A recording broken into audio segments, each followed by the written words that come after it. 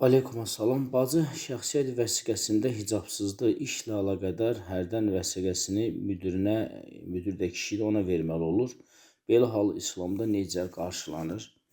Ümumiyyətlə bu bizim hamımızın bir bəlamızdır ki, yəni bizdə hələ də hicablı qadınlar şəxsiyyət vəsiqəsində, sürücülük vəsiqəsində və hətta ki, xarici pasportlarında hələ də başa çıxdılar. Yəni hələ qanunda o hicablı öz əksini tapmayıb. Yəni biz buna çox təəssüf eləyirik və təbii ki, bu hamımızın bəlasıdır. Yəni təkcə o bacının yox, eləcə də bütün hicablı qadınların bəlasıdır ki, onlar harasa səfər eləyəndə, neynəyəndə məcburdur başı açıq şəxsiyyət vəsiqəsini təqdim eləsin. Və biz də buna görə çox təəssüf eləyirik, üzülürük və Allah Subhanahu taala da dua edir ki, Allah Subhanahu taala tezliklə, yəni o qanun düzəldənlərə hidayət eləsin, onları bu məsələdə müsəlmanların xeyrinə addımlar atmağa müvəffəq eləsin. Yəni biz başqa nə deyə bilərik? Yəni o zaten o iş yerində sənətin təqdim olunması o hərdən məcburi hal, icbari hal kimi sayılır. İnşallah ki, yəni nə deyək, ancaq dua eləyək ki, Allah Taala bunları islah eləsin, o qanunları, qaydaları düzəlsin. Yəni başqa cür, yəni heç bir şey deyəmərik. Yəni çünki onun başqa yolu yoxdur. Yəni bacının başqa bir sənəti yoxdur ki, götürsün, versin. Zaten işlə bağlı istəyirlər, o da təqdim eləyir. Yəni Allah kəssin günahımızı. Aleykümselam. Yəni bu şəkil deyil, bu cizgidir. Yəni arxadan bir cizgidir. Üz, göz, heç nə görsənib eləmir. Yəni təsvir olunmayıb.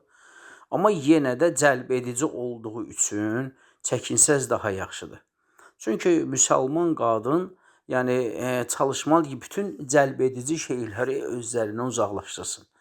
Məsəl üçün fikir verin ki, əgər birinin əlində bu cür telefon varsa və digərinin əlində digər sadə bir çol varsa və insanlar sənin əlində onu görsələr, bu cəlb edici olduğu üçün çönüb baxacaqlar. Çönüb baxacaqlar. Yəni bu bu rəsm, yəni bu deməli üzlük çexol, telefonun üzlüyü, yəni səni başqa gözləri özünə cəlb eləyəcək. Yəni bir var ki, sən bunu ancaq evin içində istifadə eləyərsən, problem olmaz inşallah. Evin içində. Bir də var səni buna çölə, bayıra, metro, avtobusda istifadə eləyəcəksənsə, təbii ki, bu səni artıq kənar baxışları sənə cəlb eləyəcək. Bu da şəriətin hədəfindən deyil. Şəriətin hədəfi odur ki, qadına kənar gözlər cəlb olunmasın.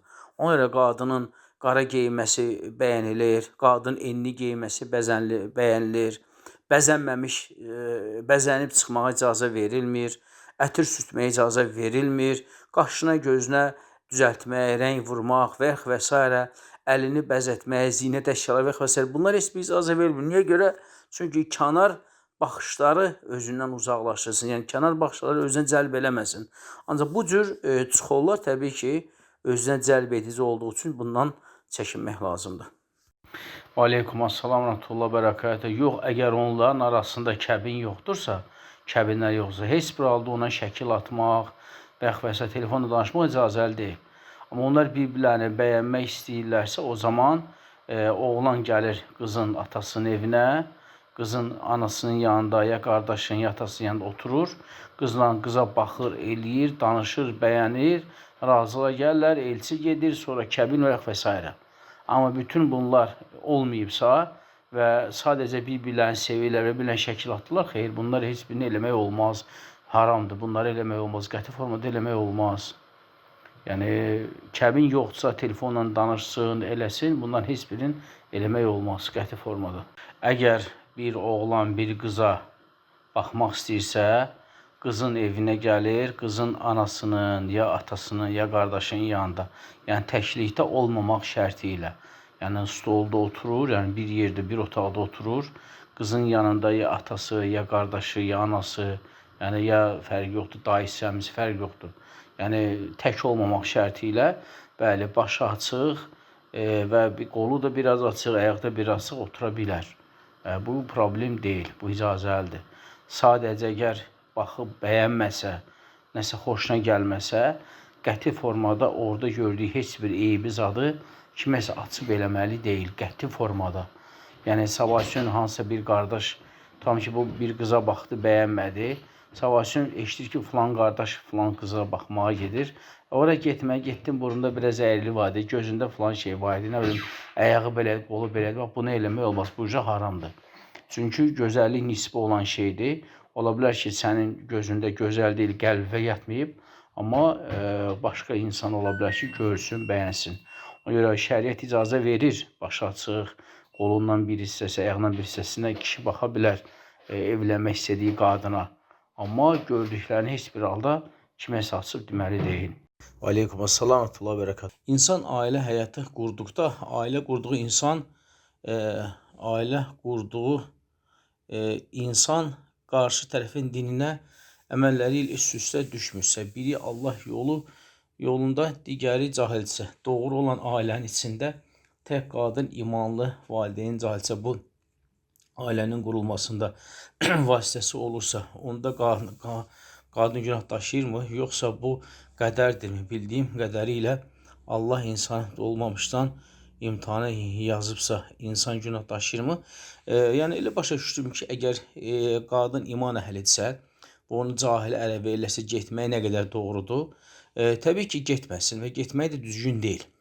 Yəni əgər sizin iman əhli bir dənə sizsiz və sizin atanız, ananız sizə başqa bir cahil ərə versə getməyin. Burada nə problem var ki, biz keçmişdə yaşamırıq ki, müasir dövrdür, insanların haqqı var, sizin zaten el haqqınız var. Yəni keçmişdə də, bugünkündə də, düzdür, keçmiş bizim mentalitetdə belə bir şey vardı. Ata kimə verirsə, qız da ona gedirdi. O qaldı keçmiş mentalitetdə. Yəni günümüz bugün biz keçmiş mentalitetdə yaşamırıq.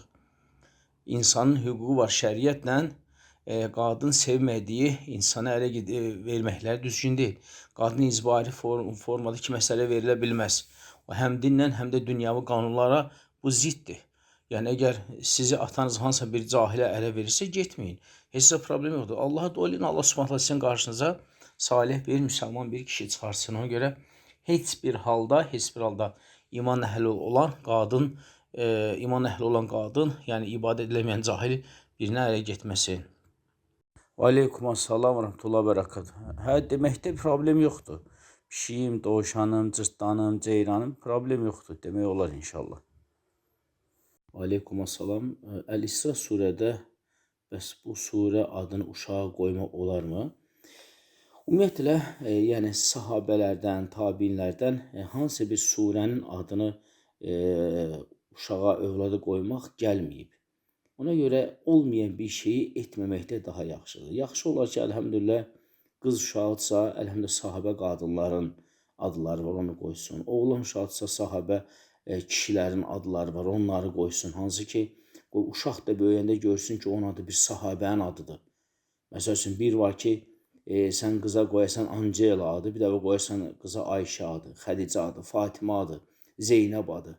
Hansı ki, gələcəkdə də o öz adı ilə fəxr eləyəcək. Və yaxud da ki, oğlandır, bir var qoyasan Ənəs, bir var qoyasan, nə bilim, Abdullah, bir var qoyasan Musab və s. hansı ki, sahabələrdə o adlar var.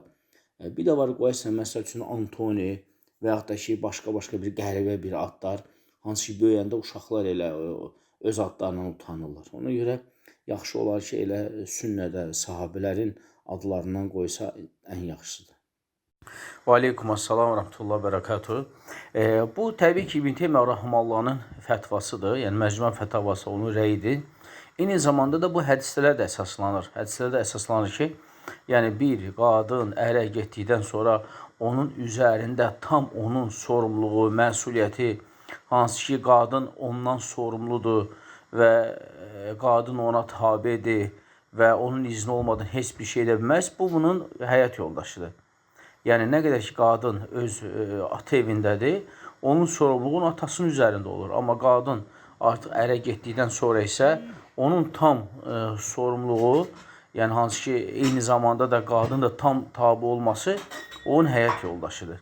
Yəni, qadın öz həyat yoldaşının evində otura-otura, yəni ata-anaya qulaq asım, onlar nə eləyim, hə, bu olmaz.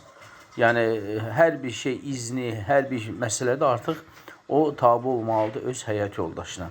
Artıq valideynlərə deyil, yalnız və yalnız həyat yoldaşına tabi olmalıdır. Yəni, əgər valideyn bir şey deyirsə, həyat yoldaşı bir şey deyirsə, qadın öz həyat yoldaşına tabe olmalıdır.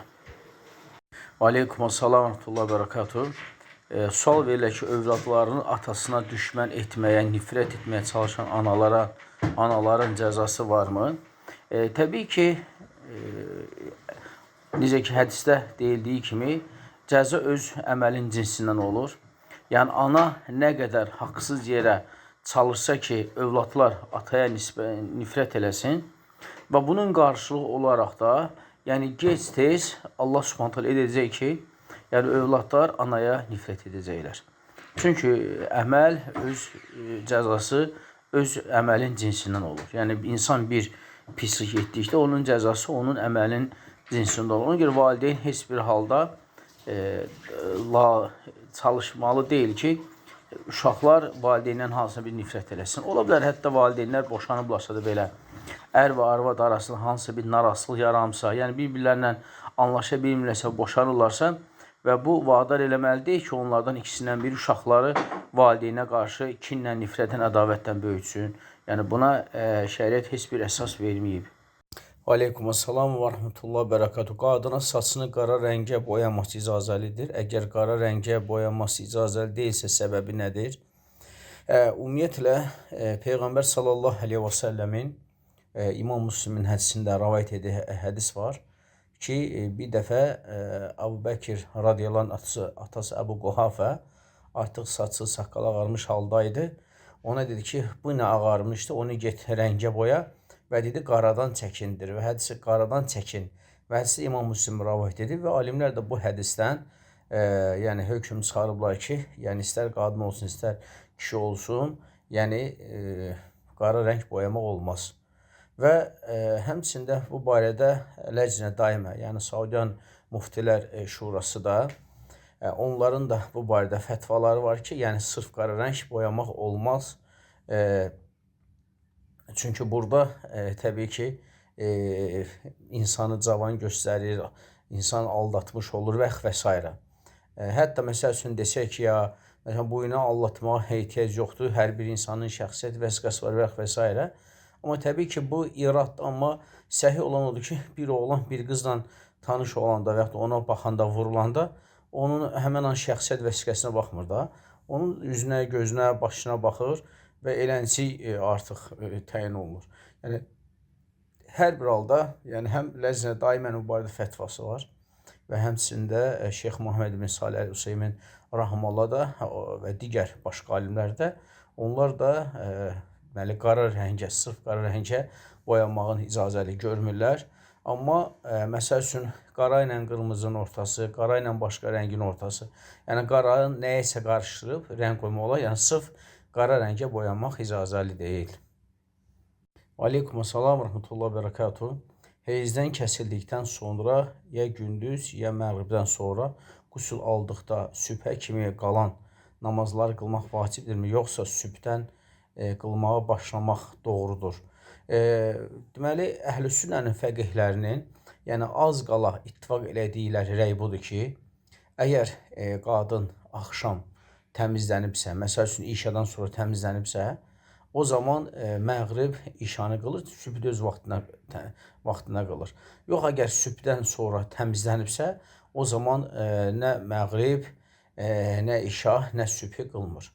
Əgər gün çıxandan sonra təbii ki, amma yox, sübhün vaxtında artıq təmizlənibsə, sübh namazı girir və qadın artıq heyzdən təmizlənibsə, o zaman yalnız sübhü qılır. Amma yox, məğribdən sübhə qədər olan arada təmizlənibsə, o zaman məğrib, işa və sübh namazını təbii ki, qılır. Aydın, əgər gün çıxandan sonra təmizlənibsə, o zaman artıq nə məğrib, nə işa, nə də sübh namazını qılmır. Bir də ki, bir bacı evlərini kiraya veriblər, aylığı 200 manat, onlar zəkat verməlidirlər. Yəni 200-ün 40da biri pul nisab miqdarı varmı, yoxsa elə nə qədər varınsa və ya nə qədər maaş alırsansa fərqi yoxdur, hamısına zəkat verməlidir. 200 manata yəni zəkat düşmür. Yəni biz zikr elədik ki, ola bilər sənin kiraya verdiyin evin dəyəri 100 min olsun, amma ondan aylıq gəlir 200-250 manat və 1000 manat olsun, bu pula zəkat düşmür. Yalnız və yalnız əgər o pulları sən aylıq pullarını yığarsansa və sonra o 3 ilə 4 ilin tamamında zəkatın miqdarına çatarsa və çatdığı müddətdən 1 ildən sonra artıq sən ona zəkat verirsən. Amma yox, ayda mən məsələn 50 mini ev vermişəm kiraya, 300 manat pul alıram kirayə haqqı və o da dolanışma gedir. Belə halda nə onun kirayə verdiyi evin miqdarına, nə də ki, oradan gələn gəlir ona zəkat düşmür. Maaşla da bağlı yuxarıdakı cavabda xatırlama etdik. Aleykumussalam, rahmetullahi və bərəkatuhu. Bir qadının yoldaşı onu sədəqə verməsinə halallıq vermir. Həmən qadın qardaşının və yaxud atasının ona özəl xərcləməyə verdiyi puldan sədəqə verə bilərmi yoldaşı demədən? Bunda da ərin icazəsi olmalıdırmı? Xeyr, bunda ərin icazəsi olmalı deyil.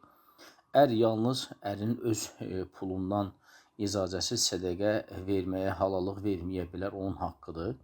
Amma əgər qadına oğlu və yaxud da ki, qardaşı və yaxud da ki, əmisi, atası, dayısı, bacısı, xalası, bibisi fərq yoxdur. Hansısa bir qohum ona özü üçün pul xərcləmək verə bilərsə və qadın o puldan sədəqə etməyə ərindən icazə almalı deyil. Bu barədə onun ərinin izni də lazım deyil.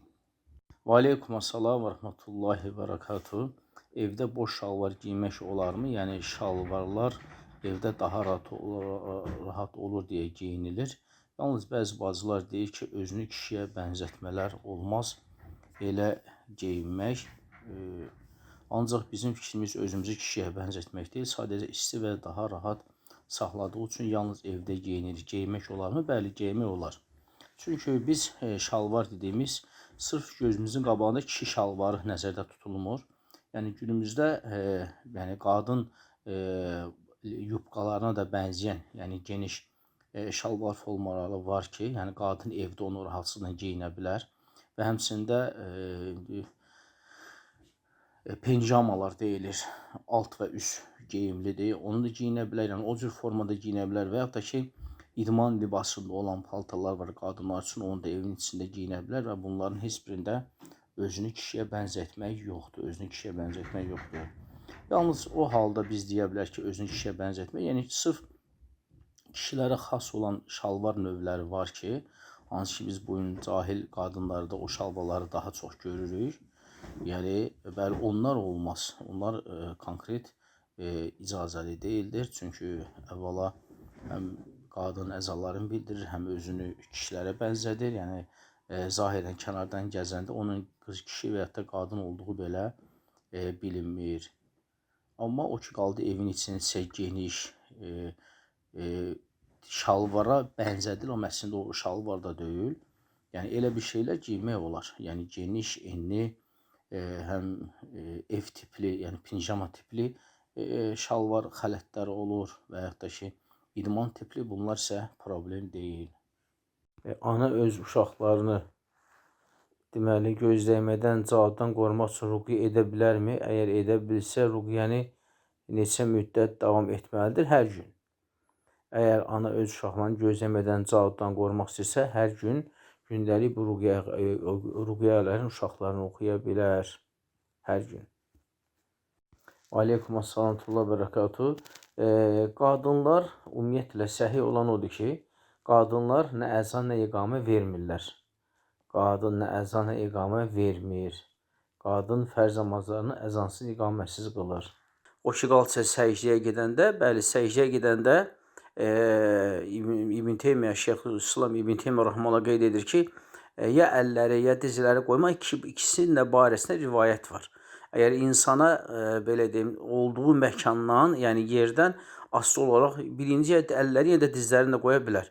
Misal üçün, deyək ki, əgər sən təksənsə, genişlikdirsə, əlləri qoyursan. Yox, əgər gördün, sıxlıqdır, səhvdə sıxlıq var və sən əllərini qoya bilmirsən, o zaman birinci dizlərini qoya bilərsən. Yəni, bu barədə inşallah ki, bir problem yoxdur. Hər ikisi də icazəlidir. Aleykumussalam. Bir bacı var, anası və bacısı namaz qılırlar, ancaq ki, başqa heç nəyə demək olar ki, riayət etmirlər. Qarşıdan yeni il gəlir, həmən bacı ilk dəfə deyir ki, mən artıq bayramı qeyd etməyəcəyəm. məndən soruşur ki, bayram üçün bişirilən yeməklər yeyə bilərəm. Həm də qorxuram ki, mənə hər dəfə o bacıya nəsə öyrədəndə anası əsəbləşib mənə zəng edir ki, qızıma öyrətmə belə şeylər. İndi qorxuram ki, evdə deyək ki, bayramı qeyd etmirəm, həm bacını incizəcəklər, həm də ki, mən pis vəziyyətdə qalacam. Bacı həmən yeməklərdən sadəcə yesə, bayram qeyd etməsə, heç kəslə təbrikləşməsə olarmı? Bildiyim qədər o yeməkləri öz-özlüyündə halal sayılır.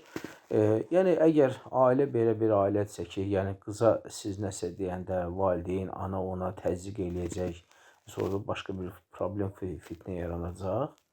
Ona görə onun özünə, qızın özünə hikmətlə başa salmaq lazımdır ki, yəni bayramı qeyd etməyəcəm deyəndə bayramı zaten onun evdə anası adı keçirir. Sadəcə qadın özü, qız özünü o bayramdan özünü təcrid eləsin. Özünü o bayramdan təcrid eləsin. Amma pişirilən yeməklərə gəlincə isə, əgər o qız öz valideynin himayəsində olan uşaqdırsa, yəni valideyn himayəsində yaşayan qızdırsa, o zaman o evdə pişirilən yeməklərdən, yəni adi ev pişirilən yemək kimi yeyə bilər. Misal üçün, bəli, sırf bayram üçün olan dəmdəzgahlardan uzaq dayansın. Məsəl üçün, sırf bayram üçün, misal üçün deyək ki, məsəl üçün tort eləyiblər, nə bilirsən ki, bu sırf bayram üçündür, gündəlik yeməklərdən deyil. Onlardan çəkinsin, amma sırf adi amma pişirilən yeməklərdən adi gündəlik yemək kimi yesin, problem yoxdur. Aydındır, yəni sadəcə bunu elə başa salmaq lazımdır ki, yəni evdə bu qeyd eləmir, həmzə edirəm, bunu belə təmtəraqla, nə bilim, şücaətli formada, yəni möhkəm bir səslərlə, reklamla, zadla eləməz, deməsinlər. Çünki aqibəti ağır olar. Yəni o tab gətirməz ona. Ona görə başa salın ki, yəni zaten bayramı keçirdən sənin valideynlərindir. Sən özün oradan təcrid elə, şənlənmə, gülmə, hoppanma, oynama, fişəng partlatma, nə bilim, musiqiyə əl çalma və s. Yəni bunları eləməməklə sən keçirməmək kimi sayılırsan zaten. Onun ki, qalır yeməyə də gəlin desə, bəli, bayram üçün pişirilən yox, amma adi yeməkdən, ev əhli kimi yeməkdən yeyə bilər inşallah. Və aleykum assalam, rəhmətullah və bərəkatuhu. Ümumiyyətlə, yəni bir şeyi bilmək lazımdır ki, yəni təbii ki, elm tələbəsinə ailə qurmaq, yəni bir qadın, bir elm tələbəsinin ailə qurması yaxşı bir şeydir. Amma təbii ki, onun çətinliyini, sıxıntısını göz qabağına alsın. Yəni adam gedir, ömrünün gənc yaşlarını şəriət elminə həsr eləyir ki, gələcəyin dəvətçisi olacaq. 6, 7, 10, 18 il oxuyur və qayıdır, gəlir və niyyəti də Allah yolunda dəvət eləməkdir, insanlar haqqa çatdırmaqdır. Və təbii ki, elm tələbəsinin yoldaşı olmaq bu baxımdan asan bir şey deyil. Çünki təbii ki, elm tələbəsi ora qızıl axtarmağa getmir, brilyant axtarmağa getmir, dünya malı üçün getmir. O, Allahın və Rasulunun mirasını, yəni şəriət mirası əldə eləməyə gedir. Və o elmi də əldə eləyir Allahın izni ilə. O Peyğəmbər s.ə.v-in birbaşa varisi hesab olunur. Amma bu baxımdan da elm tələbəsinə ərə gedən bacılar da bunu düşünməlidirlər. Yəni savacını oxuyub gələndən sonra uşağın o çatmır, bu çatmır, mən kiraya qala bilmirəm, mən elə və s. Əgər qadın belə şeylərə dözə bilməyəcəksə, səbr eləməyəcəksə, təbii ki, heç elm tələbəsinə ərə getməsə baxımdan daha yaxşıdır. Çünki onsuz da bu problemə salacaqsa, onu əziyyətə salacaqsa, gələcəkdə yoldaşın, bu özü onun üçün bir sıxıntı olacaq. Amma sualınıza gəlincə isə, əgər bacı hər hansısa bir elm tələbəsi ilə artıq hə deməyibsə, anlaşmayıbsa, sadəcə niyyəti var ki, elm tələbəsinə ərə getsin, amma ona talib çıxmayıb. Amma hal-hazırda talib çıxan insan dini, əxlaqı öz yerindədirsə, qoy hə də desin onu, niyə deməsin ki? Çünki Peyğəmbərimiz buyurub ki, sizin qapınıza biri gələrsə və dinindən, əxlaqından razısınızsa, qızınızı ona verin. Yəni, əgər o bacı, sual soruşan bacı, əgər hansısa bir elm tələbəsi ilə anlaşmayıbsa, hə cavabı verməyibsə, ümumiyyətlə hələ onun talibi yoxdursa, amma belə bir talib çıxıb ki, həm dini var, həm əxlaqı var, həm dünya öz yerində, Yəni əgər qadın baxıb bir-birini bəyəniblərsə, qoy hə də desin, niyə ki deməsin? İndi o da onun qədəridir, əlhəmdülillah. İnşallah bu onun üçün daha xeyirli olar. Qoy hə də desin, ailədə qursun, inşallah ki, xeyir olar onun üçün. Və aleykumussalam və bərəkatuhu. Qadın heç bir halda kişi şalvarları giyinə bilməz. Söhbət kişi şalvarından getsə, xeyr, qadın giyinəməsin evdə, nə qıraqda və s. Heç müəyyən vaxtlarda belə giyinənməz. Amma söhbət o, belə deyim də, bizim el adəti ilə qadınlarımızın giydiyi bu şalvar xalat var ki, enli şalvarlar var. Bəli, ondan giyinə bilər, heç nə problem yoxdur. Ondan evdə də giyinə bilər və çölə çıxanda paltarın altından da giyinə bilər ki, külək paltarını qaldıranda əzaları görsəməsin. Bəli, bundan o şalvar xalat həmişə giyinə bilər. Amma sırf kişilərin şalvarı ki var, bəli, ondan çəkinsin, onu giyinənməz. Aleykumussalam və bərəkatuhu. Ümumiyyətlə, yəni əhlüsün alimləri bəyənmir ki, insan sepdir, üzükdir, qolbaqdır, orada dini ayinlər olsun. İstər Allah adı olsun, istər Muhammedin sallallahu əleyhi və səlləmin adı olsun, istər Qurandan hansı ayə olsun və s. Yəni dini ayini əks etdirən hər hansısa bir sepdir, qolbaqdır, üzükdür və s. Yəni bunları taxmaq yəni bəyənilmir. Ona görə insan o ilə yəni mütəmadi tualetə gedir və s. Yəni bu da Allahın şüarlarını ucaltmaq deyil. Yəni Allahın şüarlarını ucaltmaq qəlbin təqvasındandır. Ona görə belə şeylər taxmaq yəni bəyənilmir. İnsan çəkincə daha yaxşıdır. Və aleykumussalam və rəhmətullah. Burada düzdür, pişiyin konturları var, amma orada 3 nöqtə qoymaqla elə bil sanki onun 2 göz, bir də burun ya da ağzını vəsf ediblər. Yəni insan bundan çəkinsə daha yaxşıdır. Çünki hətta deyək ki, burada şəkilə aid bir şey yoxdur belə. Amma bu güllər, bəzək və s. bu yəni yanındakı insanı onun kabrosuna, yəni üzdüyünə baxmağa məcbur eləyir. Yəni bu o üstündəki rəsmlər özüvə çəkəcək. İnsanları sənə cəlb eləyəcək. Necə ki, misal üçün deyək ki, bir qadındır, ikisinin də əlində telefon var. Birinin məsəl üçün telefon üzdüyü bir tonlu rəngdir. Birində isə bu cür bəzəklidir. Yəni insan baxanda hansına baxacaq deyə bu bəzəkliyinə görə çünki baxacaq ki, görün bu nə şəkildir, bu necə çəkiblər, bu nədir, nə deyil, orada pişikdən başqa kim var, pişik orada nə edir, qabağında nə var və s. Və sonra isə buna baxdıqda, onu aid eləyəndən sonra başını qaldıracaq ki, görün bu telefonu gəzdirən kimdir. Yəni səni istər-istəməz özünə cəlb edəcək. Aydın, ona görə şəriət yəni hər bir halda, yəni gözləri, naməhrəm gözləri qadından uzaqlaşdırmağı şəriətin hədəflərindəndir. Ona görə görsən, geyimlərə gəlir desə, məsəl üçün görsən bir qadın, biri bir tonlu hicab manto geyinib, biri isə bərbəzəkli, rəngli, məyli. Qıradan baxan kimə baxacaq bərbəzəkliyə? Yəni onun o mantonu taxmaqda məqsəd nədir ki? Bərbəzək eləməkdə nə məqsəddir? Zaten bu olsa insanların özünə cəlb eləyir. Yəni bu da olmaz axı. Yəni bu kabro da o baxımdan. Yəni hətta biz desək ki, burada canlı şəkil təmsil edən bir şey yoxdur.